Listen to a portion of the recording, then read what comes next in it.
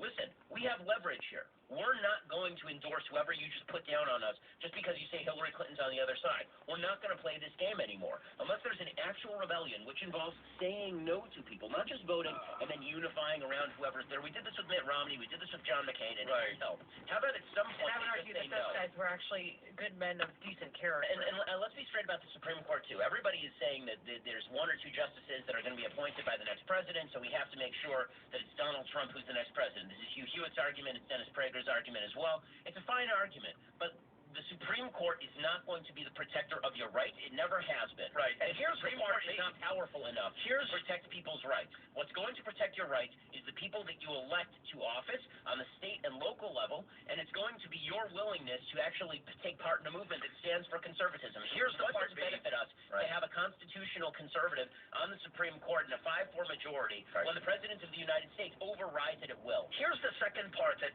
Republicans aren't maybe haven't thought about or maybe think about and don't want to admit out loud, but I'll say it, that if Republicans get their wish, even if some Republicans get their wish and they oust Donald Trump at the convention and put another candidate in there, this party is not going to put in another candidate who's Ted Cruz.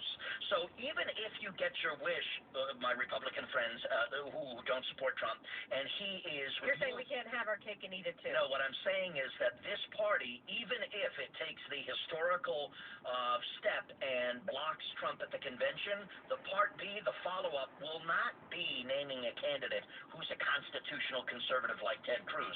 They'll pick up...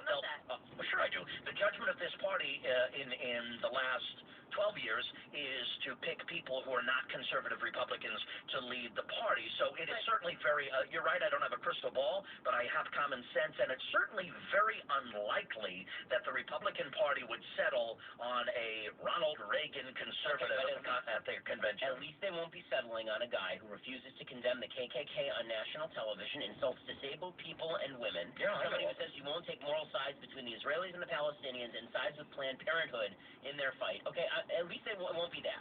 Okay, I'd rather have Mitt Romney, of course, or John McCain, of course, than Donald Trump.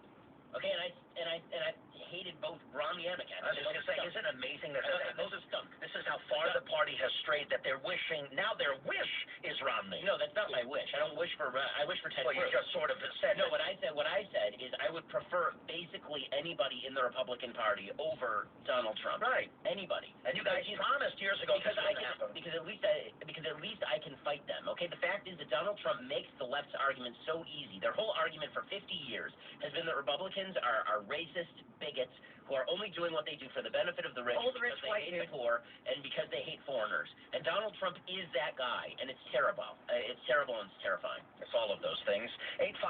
855-785-8255. By the way, it's all of those things maybe to you, but to a lot of people, he's the guy. Here's Scott in Los Angeles. Hey, thanks for holding. Get to some of these phone calls here. Hi, Scott. Hi. Hey, a couple things here. I think that Donald Trump can count to 10. I don't think that he likes the KKK. And these are two things that Brian has said. Sorry. Ben said them. Okay, now those are flat out lies. And that's just ridiculous. That's the type of tactics you're talking about.